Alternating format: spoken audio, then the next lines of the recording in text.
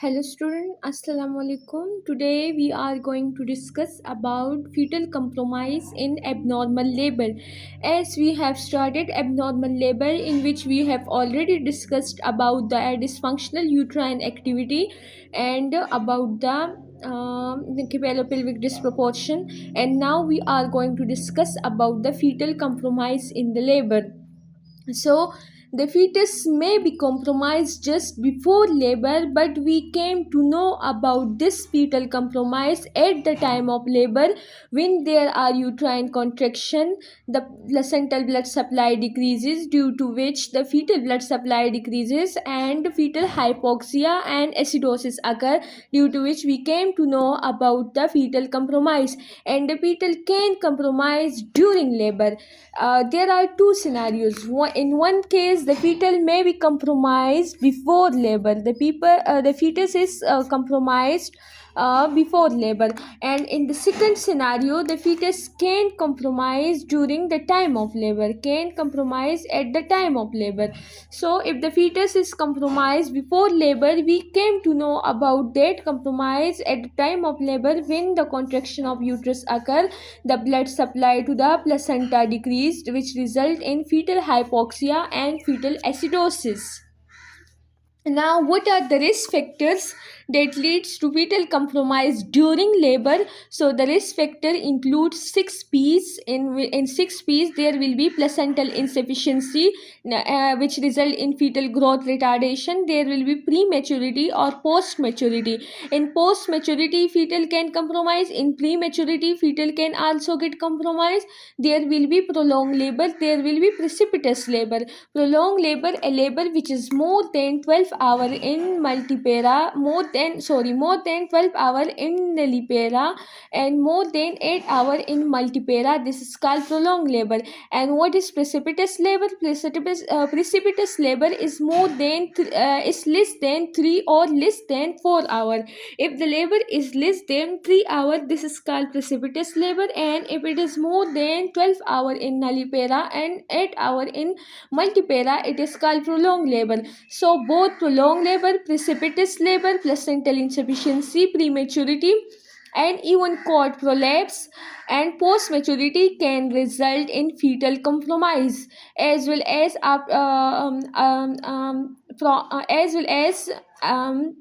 there are 6 P's, and there are also some other risk factors beside these 6 P's, which include A, C, D, and O. So A stand for abruptio placenta. If the placenta get separate prematurely before the labor, if the placenta gets separate, it result in fetal compromise. There is chorioamnionitis and cholestasis. Chorioamnionitis is basically infection of the chorioamniotic membrane, and uterine dehiscence or uterine rupture can result to fetal compromise.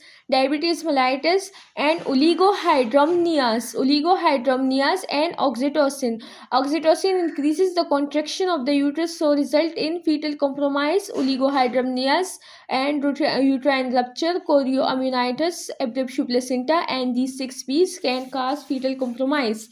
So how we are going to diagnose the fetal compromise? There will be fresh meconium stain amniotic fluid, and there will be abnormal CTG. If the fetus is in compromise, he will pass meconium and in the amniotic fluid, and the normal color of the amniotic fluid is clear. The amniotic fluid is normally clear in color, but when meconium is present, it will be meconium stain, and CTG will be abnormal. Neither of these findings confirm hypoxia and acidosis. Meconium can also be fast in if the fetal gut maturity occur, then meconium can also be present in the amniotic fluid. Now, how we are going to differentiate that either this meconium is due to fetal compromise or fetal gut maturity? For the recognition of fetal compromise, the meconium stain fluid will consider significant if it is thick and tenacious, and if the fetus is compromised, the meconium stain fluid will be thick and its color will be dark green. black or light green. But if the meconium is stained but due to gut maturity and not due to compromise, if the meconium staining is due to gut maturity, then it will be light. If the meconium stained amniotic fluid is due to gut maturity, it will be thin. The meconium stained amniotic fluid in this case will be thin and will have light color. It will be thin and will have light color if it is due to gut maturity. But if it is due to fetal compromise, it will be thick and black green color. And in this way, we will differentiate differentiate in fetal compromise and in fetal gut maturity. When to perform CTG? However, every meconium stain fluid, if seen, start continuous electron fetal monitoring with CTG. When if there is meconium present in the amniotic fluid, if it is thick or thin, in both cases we will perform CTG, because CTG is very important and it is confirmatory diagnosis for excluding the fetal compromise. So if there is any meconium in the amniotic fluid, either thick, either thin, either dark green, either light in color, we will must do CTG and electronic fetal monitoring.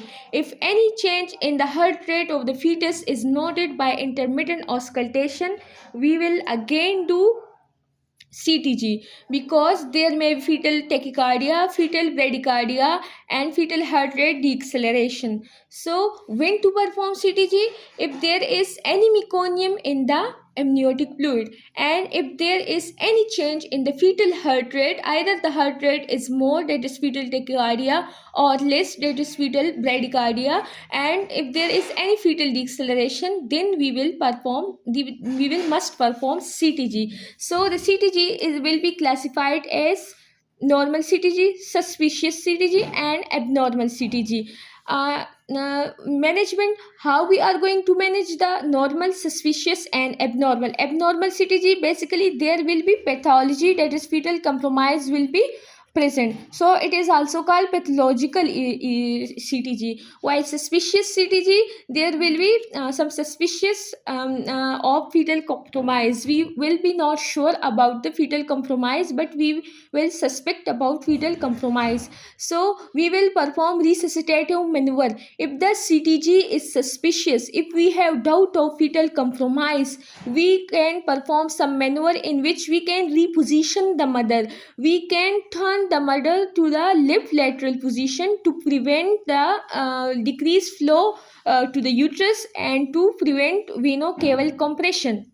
In the supine position, there is compression on the inferior vena cava, due to which fetus can get compromised, and there is decreased blood supply to the uterus.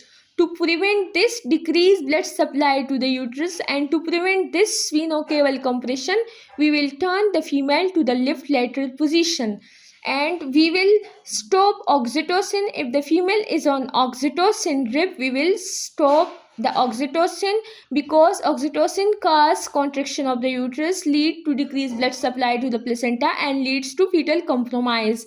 And we will correct epidural. Associated epidural analgesia can cause hypotension, so we will correct this that hypotension by IV fluid, fluid bolus, and by epidural, which is a vasoconstrictor.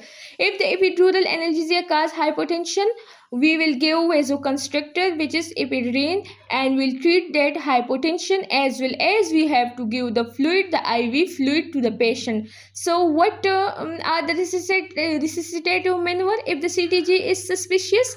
Repositioning of mother, IV fluid, oxytocin, and epidural. Uterine hyper: if the uterus is hyperstimulated, then we will stop oxytocin, as well as we will use tocolytic, that is terbutaline. If the female is on oxytocin infusion and due to which the uterus is hyperstimulated, we can stop oxytocin as well as we can give terbutaline, which is a tocolytic. If the CTG, this was all about the suspicious CTG. If the CTG is pathological, abnormal, then in the measures include the immediate vaginal examination. Then first we will do immediately the vaginal examination to exclude malpresentation and cord prolapse.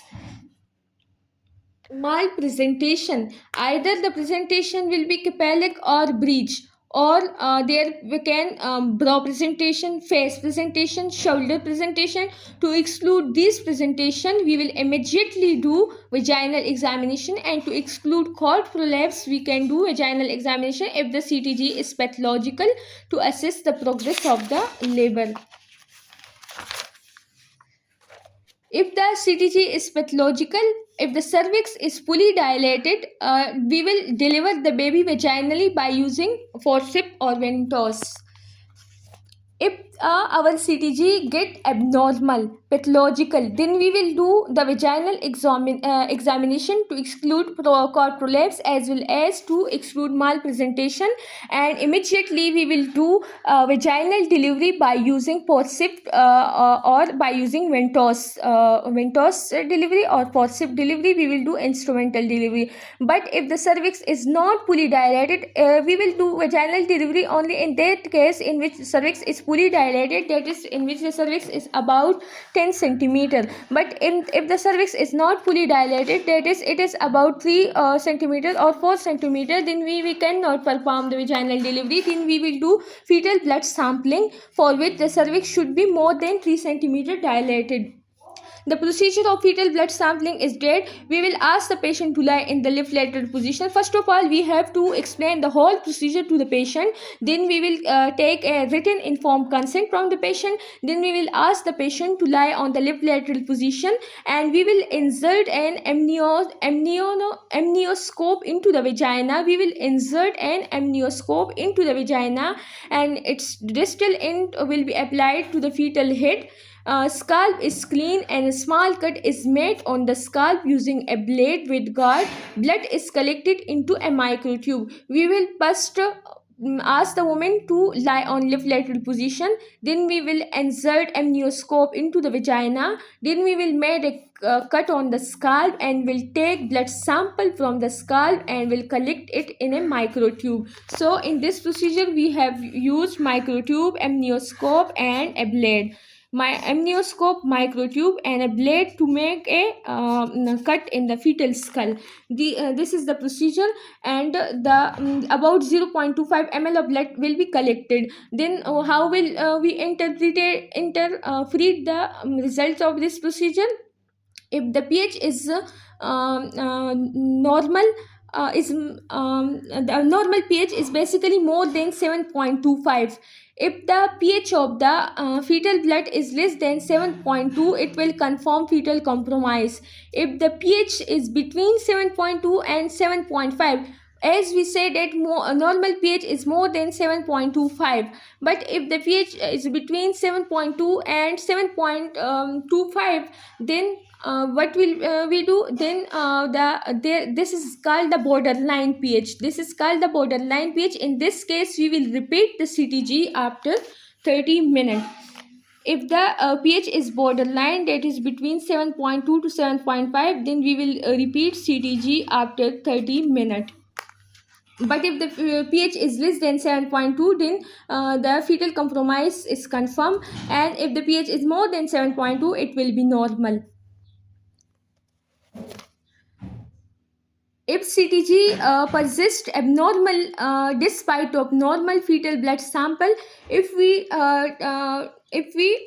take the fetal blood sample and interpret the result, and the pH of the fetal blood is more than 7.25, that is if the pH is normal, and if there is no significant finding in the fetal blood sampling, then we will, and the CTG again is abnormal, then we will again do fetal blood sampling after 30 minutes.